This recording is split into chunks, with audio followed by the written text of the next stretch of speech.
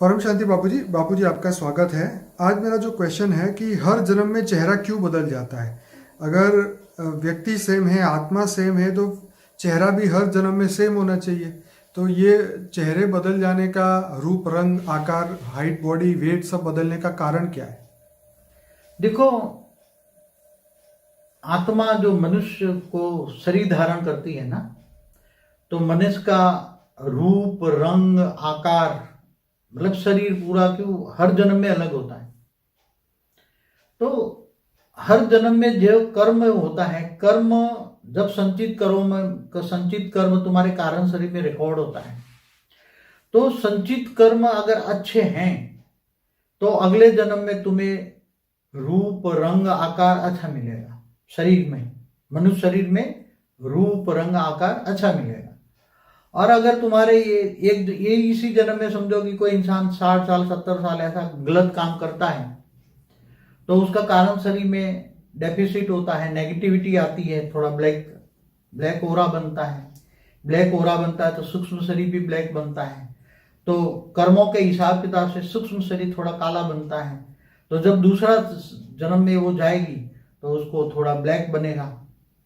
तो कर्मों के हिसाब से हर जन्म में मनुष्य आत्मा या कोई भी आत्मा या सूक्ष्म जगत की 3 तत्वों की आत्मा, चाहे भूत प्रेत हो या कोई देवता भी वाली आत्मा हो, चाहे कोई भी आत्मा, ये सभी आत्माओं के लिए मैं कह रहा हूँ। आत्माएं जब रीबॉर्न होती है या पुनर्जन्म में आती हैं, तो हर बार रूप रंग उसके कर्मों के हिसाब से बदलता रहता है। अब कोई कहेगा तो इतना ये अलग अलग, जैसे ये एक्ट्रेस है तो उसका रूप रंग एक जन्म में क्यों अच्छा बना है? अल्टीमेट तो रूप रंग का यूज करके ये एक्ट्रेस बनी है या कोई डांसर बनी है, जो भी बनी है। तो क्या इंद्रलोक में डांसर नहीं थी? सब थी, इंद्रलोक में डांसर थी पहले।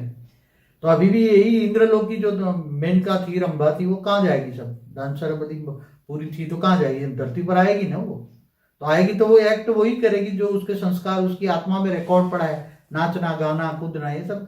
मगर उसका उसी में रूप रंग अच्छा था, तो वही जो इंद्रलोक का जो रूप रंग था वही एक जन्म में उसको मिल गया, कर्मों के हिसाब किताब से मिल गया और उसको यूज करती है। अब अगले जन्म में जब रिबॉर्न होगी तो वो थोड़ा ब्लैकिस्ट हो जाएगी, उसका रूप रंग बदल जाएगा।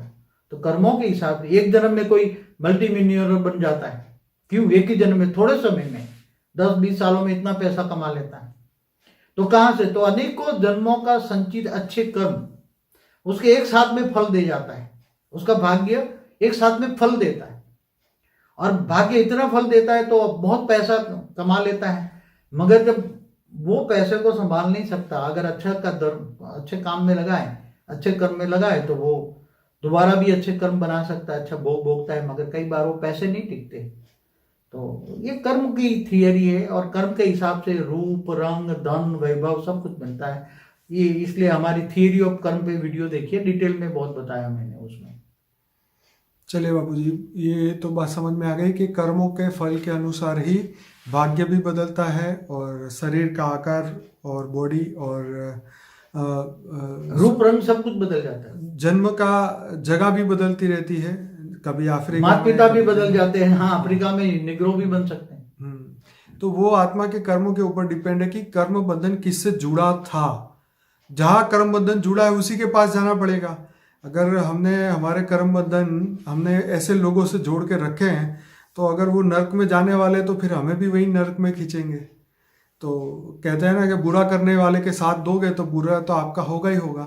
ऑब्वियसली है, राक्षसों के साथ, असुरों के साथ तुम जुड़े हो। जो असुर जैसा काम करता है उसको असुर कहेंगे हम। जो उल्टा काम करता है, लोगों को दुख देने का काम करता है, लोगों को रुलाता है, तो वो असुर ही है। तो उसको तुम साथ दोगे तो बट नेचुरल तुम्हारा भी दुर्भाग्य बनेगा ही बनेगा। तो अगर वो अफ्रीका में जंगल में जाएगा तो तुम्हें भी ले जाएगा दूसरे जन्म में।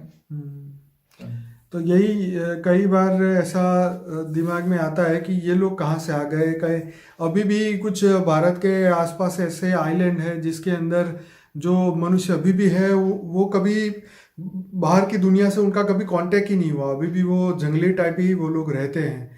तो कभी मन में आता है कि ये लोग कहाँ से कहाँ पहुँच गए, मतलब दुनिया कहाँ से कहाँ पहुँची। वो तो अभी भी वही अपने सोच और विचार उसी के, उनके आगे नहीं बढ़े, वो वहीं के वहीं पर है। हाँ, तो आदिवासी जीवन है ना उसका, उसको पता ही आदिवासी। नहीं है दुनिया में क्या हो रहा है, बाहर की दुनिया में कांटेक्ट ही नहीं है, तो कैसे पता लगेगा।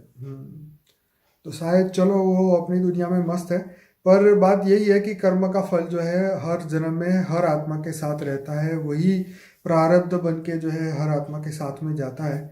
तो बापूजी आपने बहुत बढ़िया समझाया था थियरी ऑफ कर्म के जो हमारा वीडियो है पार्ट 1 और 2, जरूर से देखिएगा सभी लोग। और लाइफ आफ्टर डेथ भी जी। देखें तो लाइफ आफ्टर डेथ में भी मैंने कई एक्सप्लेनेशन दिए, कई वीडियो देखोगे जी। तब पूरा जवाब मिलेगा। एक दो वीडियो देखने से नहीं, अनेक वीडियो देखोगे तो हर प्रश्न का जवाब नहीं, मिलेगा। लाइफ आफ्टर डेथ वीडियो बहुत अच्छा है, 18 लाख लोगों ने देखा है, 10,000 से ज़्यादा लोगों ने लाइक भी किया है। तो ये सभी लोगों को रिक्वेस्ट है कि जब भी आप वीडियो देखिए तो लाइक ज़रूर करिए, ताकि जितना लाइक बढ़ेगा तो यूट्यूब को लगेगा कि ये वीडियो बहुत अच्छा है, तो वो आगे और लोगों को वो दिखाने की कोशिश करेगा, तो इसमें सभी का फ़ायदा होगा। तो इस ज्ञान को आगे बढ़ाने के लिए आपका शेयरिंग जो है सबसे इम्पोर्टेंट रहता है। तो इस वीडियो को लाइक करें, शेयर करें, कमेंट करें और व्हाट्सएप के माध्यम से हर फ्रेंड्स रिलेटिव को ये ग्रुप में पहुंचाएं। बापूजी बहुत धन्यवाद। परम शांति। परम शांति।